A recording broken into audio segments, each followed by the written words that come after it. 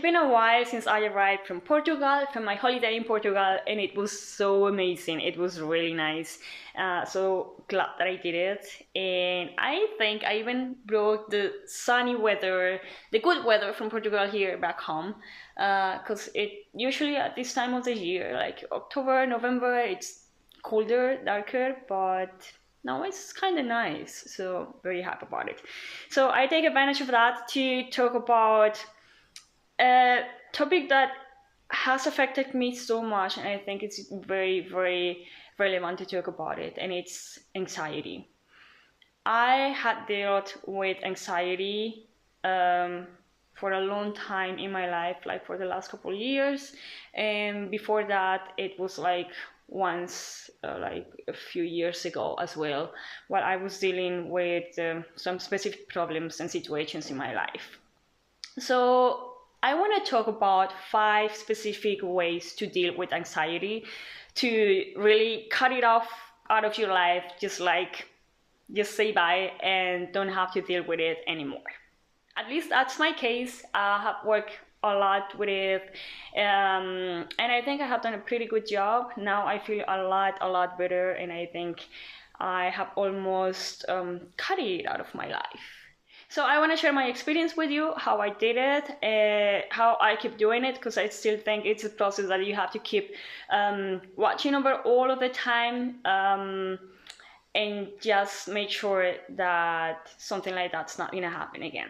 So the first way to deal with anxiety is, first thing you have to do is to acknowledge that you have it. And that's something for some people not easy to do. For me, it was not something easy, because it depends on you, depends on the person, depends on the personality. So it could be some of you had dealt with it for so many years, had like medical assistance or psychological assistance or therapy or whatever.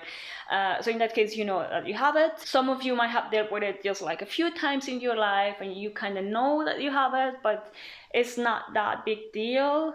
So it depends on you.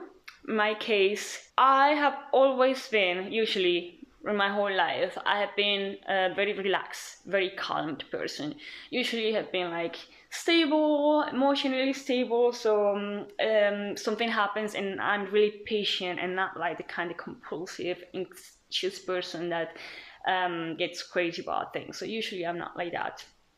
So even for me, it was kind of like surprising, and I was surprised of myself, because there was a point where I had to realize, like, hey, I am acting in a compulsive way.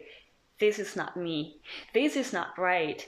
I'm not feeling good, like what I'm doing, the way I'm behaving right now. And it came to a point where I'm realizing, where I had to realize and acknowledge that I was dealing with anxiety. So how you realize about it? Well, for me, for example, there was like this specific situation, very hard time in Germany while I was unemployed. That situation lasted for a couple of years, and it came to a point, maybe like a few months, don't remember exactly for how long that was, or maybe 1 year, a bit less than a year, where I was becoming too stressed out, and I was unemployed, and I was just like too focused on trying to find a job, and I was sending applications every day from morning to evening, every day, just like that was basically my job the whole day, and that was annoying. There was like times I was learning German at the same time, so well, like that's something that I did, but then most of my free time, I would do it just like to either learn German and then send applications and try to find a job.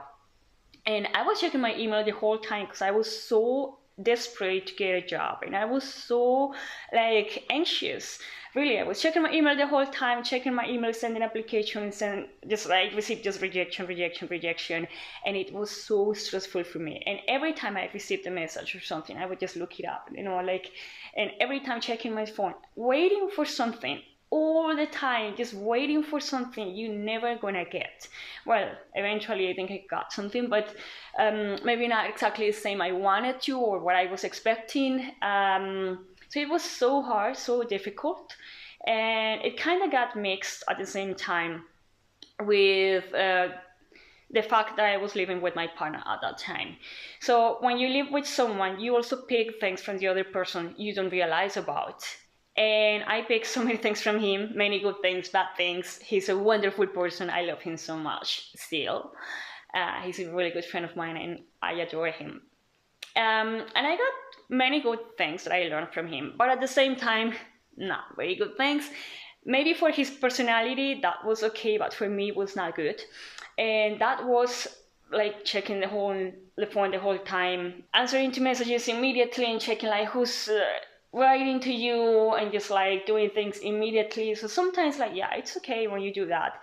But sometimes there was like some pressure behind, like he was like all the time, like sometimes like relaxing, watching TV or doing something. He was like still like checking on his phone and answering messages and checking emails and sending things through. And it was like this compulsive behavior. And I kind of like picked that up because I was like, okay, he's busy doing that. Like he's not relaxing. Like it's contagious. So I started also like checking my phone and I just kept sending more applications and just like someone would write to me and I would answer immediately. And then if I didn't, I felt bad because I didn't answer. It was not healthy. The second time I had that problem, that was for a couple of years ago. It lasted for 2 years, more or less, something like that. It was after my divorce. So I was dealing with this mourning situation, trying to get over it, be living alone again, finding myself like living in a separate place, trying to organize my life completely, start over again, building up my new social life again, many things. And while sharing with other people, I realized that I had this compulsive behavior also while being at work. Because of my work is home office based mostly. I have to go by now just like twice per week to the office. So for the last couple of years, it was very hard because I always had to stay at home mostly. If I went to the office, still most of the people would not go to the office. So sometimes it was all by myself, the only person that I would go, or just like a couple more. So I was like, okay, if I'm going to be alone, I better stay at home. So I would stay at home. But I felt so uncomfortable. I could not be alone and I could not be like focused at work. And I was also like checking my phone the whole time and like waiting for something. And I'm like, I'm waiting what? I got my job. I broke up with my partner and then like we're not together anymore. So I should not expect something from him, not from everybody else or from anybody else, from nobody.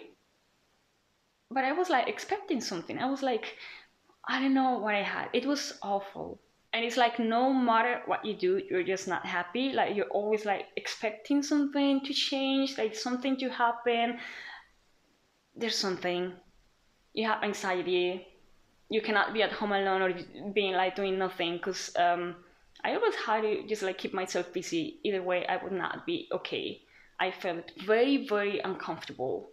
And even at work, it was hard to focus on what I was doing because I was like, yeah, this doesn't fill me up and still want to do something else and I'm waiting for something else, but I did not know what. It was hard. And if you are in that kind of situation, I know you understand that completely. It's not easy. I'm out of it already and I know everybody can go out of it and cut it off completely. So the second way to cut it off completely out of your life is to control and time compulsive activities. You kind of realize and you have already recognized like what kind of activities you are most busy with and you are most compulsive. So one of them, of course, is social media. If it's like checking emails, checking messages, just because of the sake of it, cut it off completely or start to control it. You can time it like every day, just put like, I don't know, like let's do it just like half an hour per day. I'm gonna time it and then put your phone away, try to focus on doing something else. That's the way of starting it, just with your phone, with social media, with the emails, with something else, maybe TikTok or watching videos, something that you know that is not helping you and you're kind of like compulsive because you feel like you want to do it or you have to do it or you're looking for something, you know, you don't know what. So I started timing it. after a while, in a few weeks, then I didn't time it anymore. So I was like, okay, just like, I know I'm not gonna touch my phone. I'm not gonna check my emails anymore. If I do it, it's just for things that are important from time to time, but I don't have to be checking it all the time. Just to expect what. And if I was at home just doing my work and I wanted to relax and I wanted to do something else, or I got like entertained, I try to choose some different things to do. So not checking my phone, but okay, I would go for a walk, or I'm just like gonna do and buy something at the grocery store, like some food what I have to prepare for the next day, or something that I don't know, like that I would need to do anyway, and that did not keep me trapped in this compulsive behavior. The third way to deal with it is to incorporate activities that bring you to the present moment. And that was really something that helped me out. If you control activities that are compulsive and you just like try to avoid them, okay, that might help a little, but still the problem is still there. Like you still feel uncomfortable, you still feel with anxiety, you're not happy by yourself alone. So something that I did and really helped me was starting with meditation and activities where I could focus on myself, or just like could focus on the present moment, not being busy with little things here and there, but really where I could just like think, relax, and focus on myself. That's something I've been doing for the last year, basically, and it's really helped me a lot. It's been a process. It started little by little. It's not from one day to the other. No, it's been like the whole last year where I started doing it, and now I feel a lot better. But it's been a process. Like in the middle of the way, you're like, okay, yeah, I feel better, and it's going good. But I still need some work, so you need to be patient towards it. Some of the activities that I did that would really help me focus on the present moment, focus on myself, was doing exercise, but not just some exercise with other people, but exercise where I could really develop something for myself. So I had before done kickboxing and swimming before and stuff like that. So this year I discovered body pump, and that's like a very special class I take part of every week, twice a week, sometimes more. But ever since I discovered it, I love it so much, because every time, like first I work on the strength of my body and lifting weights. That's something that I think is healthy for your muscles, and you're gonna have to do it the older you get, right? Just to be stronger. And not just physically, but mentally, every time you do exercise, you have to really focus on what you're doing. You have to really, like, your whole body takes the whole energy from yourself and just like focuses on really on yourself. That's a really good exercise. You have to focus on every movement you make. If it's like slow, if it's like hard, like different repetitions, whatever. If it's like increasing weight, you also like kind of set goals for yourself. First, I'm gonna lift, I don't know how many kilos, maybe 5, 2.5, and here. Then I'm gonna increase little by little depending on the time I've been doing that, right? So that's something that really helped me.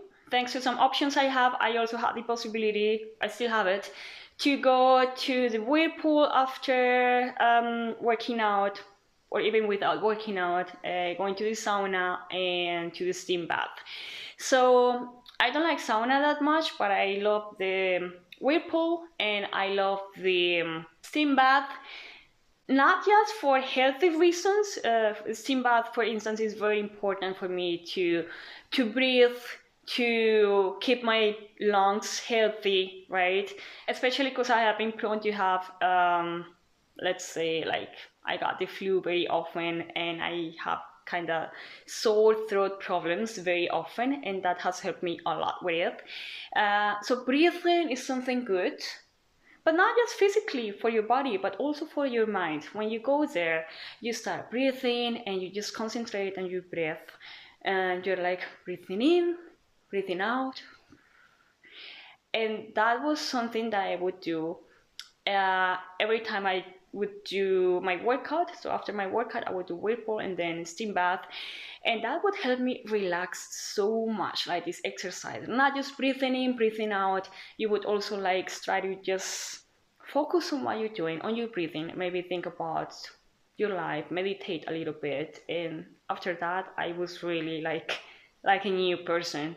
So those activities helped me a lot. And then I started incorporating more activities where I had to really focus on myself, like more meditation, visualization processes, a bit more reading, taking care of myself, to the point that now, like I shared in my last video as well, I enjoy my time alone. I am not compulsively checking my phone all the time. I'm not expecting anything anymore.